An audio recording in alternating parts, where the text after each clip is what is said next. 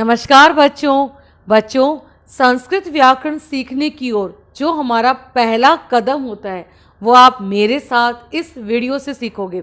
जब आप इस वीडियो को अंत तक देखोगे तो आपको चलेगा पता कि इस 10 मिनट की वीडियो में आपने कितना कुछ सीख लिया है। संस्कृत व्याकरण सीखने की ओर जो पहला कदम होता है वो है संस्कृत वर्णमाला को जानना। सबसे पहले क्या है? वर्ण। वर्ण भाषा की वह सबसे छोटी इकाई है जिसके हम टुकड़े नहीं कर सकते। क्या आप इस आ के टुकड़े कर सकते हो? इस ई के, ऊ के, ए के, क्या हम इनके टुकड़े कर सकते हैं? नहीं ना। और हम इसके टुकड़े कर सकते हैं? हाँ, हम इसके टुकड़े कर सकते हैं, लेकिन इनके हम टुकड़े नहीं कर सकते। तो वर्ण क्या है? भाषा की वह सबसे छोटी इकाई जिसके हम टुकड़े नहीं कर सकते। अब है वर्णमाला अर्थात वर्णों की माला। अगर मैं एक धागा लेती हूँ और उसमें मैं मोती पिरोती हूँ, एक बहुत मोटा सा, एक बिल्कुल छोटा सा मोती, उससे भी छोटा, फिर एक बहुत मोटा मोती। जब मैं ऐसे मोतियों की एक माला बनाऊंगी, क्या वो दिखने में सुंदर लगेगी? नहीं लगेगी ना। क्रम में लगाऊंगी, इन मोतियों को सही क्रम में लगाऊंगी तो ये क्या बहुत सुंदर माला दिखेगी ना। तो वर्णमाला क्या होती है? जब वर्णों को एक सही क्रम में लिखा जाता है, ऐसे वर्णों के समूह को वर्णमाला कहते हैं। क्या होगी इसकी डेफिनेशन? सही क्रम में लिखे गए वर्णों के समूह को वर्णमाला कहते हैं। जैसे अ, आ, ई। तो यह वर्णों को यहाँ पे एक सही क्रम से लिखा गया है, तो ऐसे वर्णों के समूह को वर्णमाला कहते हैं। अब है स्वर। अब स्वर क्या होते हैं? जिन वर्णों का उच्चारण स्वतंत्र रूप से किया जाता है, अर्थात जो वर्ण अपने उच्चारण में अन्य वर्णों की सहायता नहीं लेते, उन्हें क्या कहते हैं? स्वर कहते हैं। हिंदी में 11 और हमारी संस्कृत में 13 स्वर होते हैं। कितने होते हैं? 13। और इसमें री और लृ, ये दो वर्ण ऐसे हैं जो हमारी संस्कृत वर्णमाला में जुड़कर हमारे स्वरों की संख्या कितनी कर देते हैं? 13 कर देते हैं। अच्छा बताओ, वो कौन से दो वर्ण हैं जो हमारी स्वर वर्णमाला में जुड़े हैं? कौन से हैं? री और लृ। तो ये दो वर्ण जुड़े हैं और जिससे हमारे स्वरों की संख्या कितनी हो गई? 13 हो गई। अब हमें ये तो चल गया पता कि जो स्वर होते हैं वो 13 होते हैं, लेकिन इन स्वर को भी 3 भागों में बांट दिया। अब प्रत्येक भाग को हम समझते हुए चलते हैं। पहला है ह्रस्व स्वर। देखो इसका उच्चारण कैसे करते हैं। ये ह होता है ना, देखो ये ह, ये ऐसे बना होता है, ठीक है। और इसके नीचे ये र होता है, र, ऐसे र। और इसमें हा जो होता है वो आधा होता है और र जो होता है वो पूरा होता है। इसलिए हम कैसे करते हैं इसका उच्चारण? ह्रस्व। समझ गए आप? तो देखो ये कौन कौन से हैं? अ, ई, उ, री, लृ। तो इनको क्या बोलते हैं हम? ह्रस्व स्वर, क्योंकि इनके उच्चारण में बहुत कम समय लगता है। यह है दीर्घ स्वर। दीर्घ नाम से ही बोध हो रहा है, अर्थात बड़ा, जहां मतलब जिसके उच्चारण में 2 गुना समय लगे। किससे? ह्रस्व स्वर से 2 गुना समय लगता है। देखो अ, आ, ई, उ, री, लृ। यहाँ पे आप दिख रहे हो ना कि इनके उच्चारण में कम समय लग रहा है, और जो दीर्घ स्वर है उनके उच्चारण में इनसे ज्यादा समय लग रहा है। अगर आपसे पूछे दीर्घ स्वर कौन से हैं, तो कौन से हैं? आ, ई, उ, री। अब है संयुक्त स्वर। ये स्वर जो होते हैं ये दीर्घ ही होते हैं, लेकिन ये 2 वर्णों के योग से बनते हैं। अब देखो अ और ई, जब ये आ और ई आपस में मिले तो कौन सा स्वर बना? ए। कौन सा बना? ए। और जब आ और ए, जब ये दोनों आपस में मिले तो क्या कौन सा स्वर बना? आई। ए आई। जब आ और ऊ, जब ये दोनों आपस में मिले तो क्या बना? ओ। और जब आ और ओ आपस में मिला तो क्या बना? औ।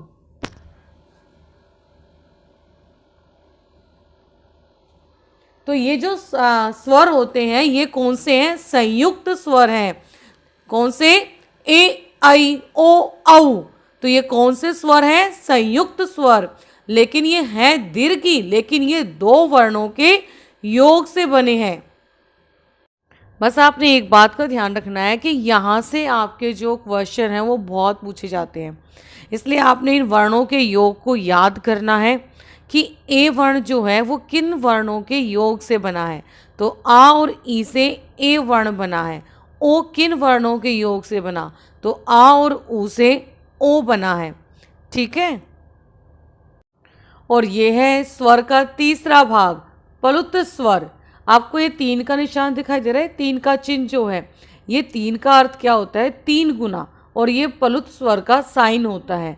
जहाँ पे भी जिस भी वर्ण के बाद ये साइन आता है उसका अर्थ होता है कि आपने उसको भाई 3 गुना लंबा खींचना है।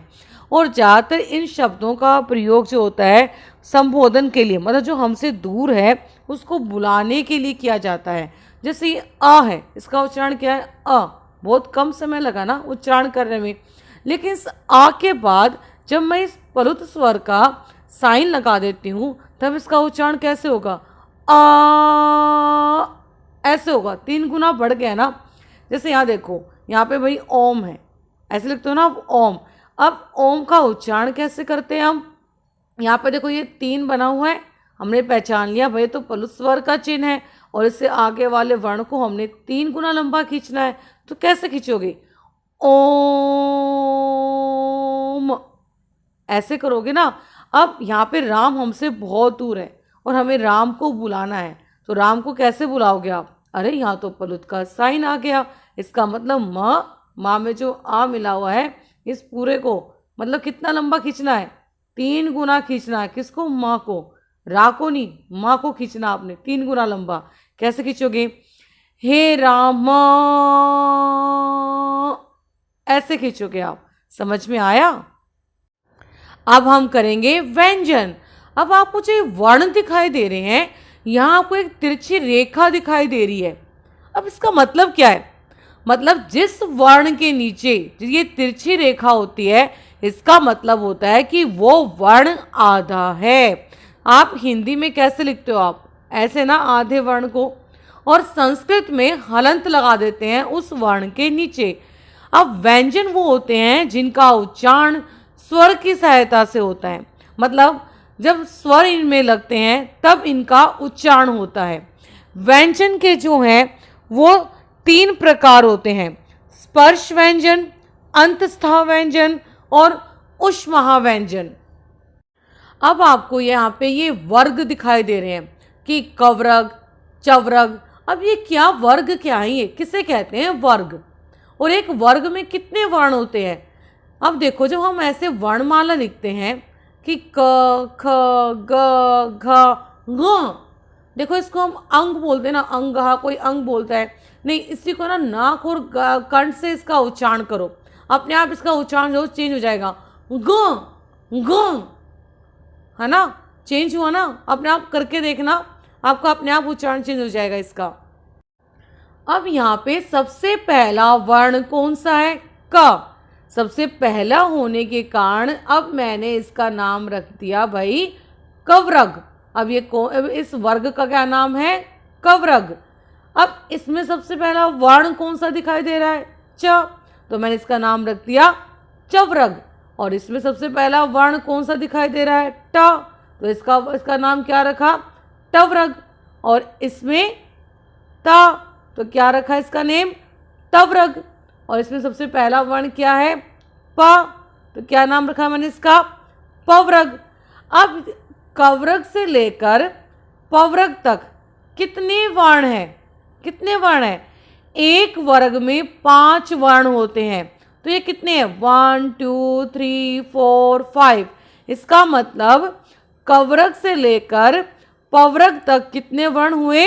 25, मतलब 25 वर्ण हो गए हमारे। और इन 25 वर्णों को क्या बोलते हैं? स्पर्श व्यंजन। स्पर्श व्यंजन क्या होते हैं? जो जिनका उच्चारण करते समय जो हमारे मुंह के भिन्न भिन्न भागों को जो स्पर्श करते हैं, कोई हमारे तालु को, कोई हमारे जीवा को, दंत को, ऐसे कई भागों को जो स्पर्श करते हैं, इसलिए इनको क्या कहते हैं? स्पर्श व्यंजन। अच्छा, आगे बढ़ने से पहले एक बात बताओ मुझे कि संस्कृत भाषा किस लिपि में लिखी गई? देवनागरी लिपि में। और देवनागरी लिपि कैसे लिखी जाती है? बाएं से दाईं ओर। ये दायां हिस्सा होता है और ये बायां हिस्सा होता है। हम ऐसे लिखते हैं ना, तो कैसे लिखी जाती है? बाएं से दाईं ओर। चलो आगे बढ़ते हैं। अब आगे बढ़ते हैं। अंतस्थ वर्ण य, र, ल, व, ये क्या है? अंतस्थ वर्ण है। क्यों? क्योंकि ये स्वर और व्यंजन के बीच में स्थित होने के कारण इन्हें अंतस्थ वर्ण कहा गया। और इनकी संख्या कितनी है? 4। और इनके बारे में डिटेल से हम जानेंगे जब मैं आपको इन वर्णों का उच्चारण स्थान बताऊंगी। फिर है ऊष्मः वर्ण। ऊष्मा का अर्थ होता है गर्म, मतलब जिन वर्णों के उच्चारण में जो गर्म वायु हमारे मुख से बाहर निकले। जी, हमारे जब ये वर्ण का हम उच्चारण करते ना, तभी हमारे जीभ से घर्षण करते हुए एक गर्म हवा बाहर निकालते हैं। जैसे को श, श, स, ह। जब आप उच्चारण करोगे तो आप देखोगे कि एक गर्म हवा जो है, जो घर्षण करते हुए आपके मुख के बाहर निकल रही है। और इनकी संख्या भी कितनी होती है? 4। अब हमारे टोटल कितने हो गए व्यंजन? 25 हमारे स्पर्श व्यंजन, 4 हमारे अंतस्थ व्यंजन और 4 हमारे ऊष्मा व्यंजन। टोटल कितने हो गए? कितने हो गए? 33। तो 33 क्या है? हमारे व्यंजन हैं और 13 हमारे स्वर हैं। तो टोटल कितने हो गए? 46। तो टोटल जो हैं 46। ठीक है, टोटल कितने हैं? 46। अब है अयोगवाह। अब अयोगवाह वर्ण कौन से होते हैं? ये ना तो स्वर होते हैं और ना व्यंजन। इन्हें चिन्ह के द्वारा प्रकट किया जाता है और इनका उच्चारण जो है वो स्वर के बाद किया जाता है। मतलब इन जो ये चिन्ह होते हैं ये स्वर के बाद ही लगाए जाते हैं। और ये इसके 3 प्रकार होते हैं: अनुस्वार, अनुनासिक और विसर्ग। पहला प्रकार है अनुस्वार। देखो, अनु का अर्थ क्या होता है? पीछे, और स्वार मतलब स्वर के पीछे लगने वाला चिन्ह। जो अनुस्वार होता है ये हमेशा स्वर के बाद ही लगते हैं, स्वर से पहले नहीं। और ये जो होते हैं ना और माँ, ना और माँ, इनके स्थान पर लगते हैं। जैसे मैंने यहाँ पे लिखा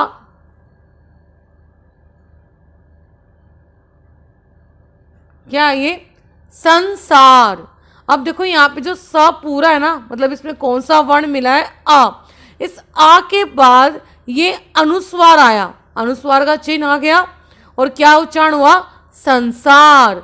मतलब ना के स्थान पर क्या लगा? अनुस्वार लगा। तो अनुस्वार हमेशा ना और माँ के स्थान पर लगता है और ये स्वर के बाद लगता है। अब ना और माँ का अर्थ ये नहीं है कि आपने ना और माँ लगाना ही नहीं है। नहीं, जब भी हलंत का ना होता है और हलंत का माँ होता है तब इनकी जगह पे ये अनुस्वार लग जाता है। ठीक है, कौन सा ना होना चाहिए? हलंत का, और माँ भी हलंत का। जो सेकंड है हमारा अनुनासिक। देखो, नासिक, नासिक क्या होती है? नासिका मतलब नाक, मतलब जिनका उच्चारण नाक और मुख दोनों से ही होता है। और इसका चिन्ह दिख रहा है आपको? ये इसको हम क्या बोलते हैं? चंद्र बिंदु। तो इसका उच्चारण नाक और मुख दोनों से ही होगा, है ना। जैसे मैं बोलूं आपको, मैंने लिखा यहाँ पे क्या बन गया? ये चांद। और अगर मैं बोलूं सांस, है ना। ऐसे बहुत सारे वर्ण बन जाते हैं ना हमारे। और अब है अयोगवाह का विसर्ग। अब जानेंगे विसर्ग क्या है। अब देखो, विसर्ग का जो उच्चारण होता है ना वो ह की तरह होता है। मतलब जो ट्यूनिंग आती है, जो धुन आती है किसी शब्द के बाद, वो ह की आती है। जैसे मैंने आपको बोला अनुनासिक में भाई मुख और नाक से उच्चारण होगा, मतलब जो हवा होती है वो मुख और नाक से निकलेगी इन शब्द का उच्चारण करते हुए। ऐसे जब जहाँ जिन शब्दों में विसर्ग लगता है उनका उच्चारण जो होता है वो ह होता है। देखो यहाँ पे विसर्ग का चिन्ह आपने देख लिया। जैसे मैंने लिखा, यहाँ पे मैंने 2 डॉट लगाए, किसका चिन्ह है ये? विसर्ग का। तो क्या बनाइए? अतः। कैसे? देखो यहाँ पे ये लिखा और मैंने बताया विसर्ग की जो है वो हा की ट्यूनिंग होती है, तो करो इसका उच्चारण अतः। ऐसे ही रामः, श्यामः, है ना। तो किसका ट्यूनिंग आ रही है? हा की। तो विसर्ग में हा की ट्यूनिंग आती है किसी भी शब्द के बाद। जब विसर्ग लगती है और उसका उच्चारण करते हैं हम, तो ट्यूनिंग किसकी आती है? हा की। अतः, रामः, श्यामः। समझ गए?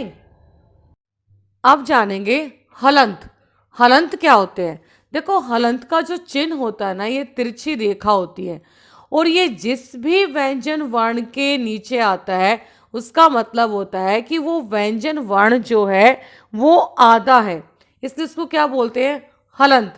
और आपको पता है संस्कृत में जो स्वर होते हैं ना उनको अच बोलते हैं, क्योंकि वो स्वतंत्र रूप से बोले जाते हैं। और व्यंजन जो होते हैं उनको संस्कृत में हम बोलते हैं हल। क्या बोलते हैं? हल।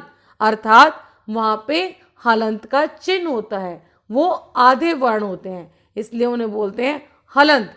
हल है जिसके अंत में, तो क्या है? हलंत। जैसे देखो यहाँ पे मैंने एक शब्द लिखा है फलम।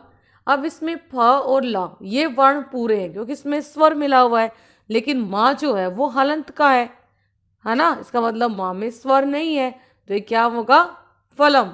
जैसे देखो दूसरा वर्ण देखो, पत्रम।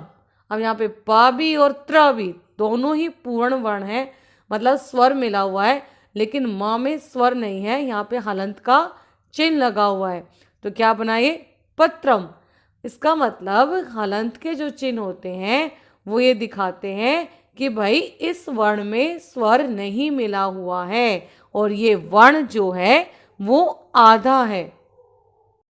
आज भाग 1 में हमने संस्कृत वर्णमाला को समझा और भाग 2 में हम व्यंजनों के साथ स्वर का मिलन कैसे होता है और शब्द प्रकार क्या होते हैं, ये भाग 2 में समझेंगे। अगर आपको ये वीडियो अच्छी लगी हो तो मेरे चैनल को लाइक, सब्सक्राइब और शेयर जरूर करना। धन्यवाद।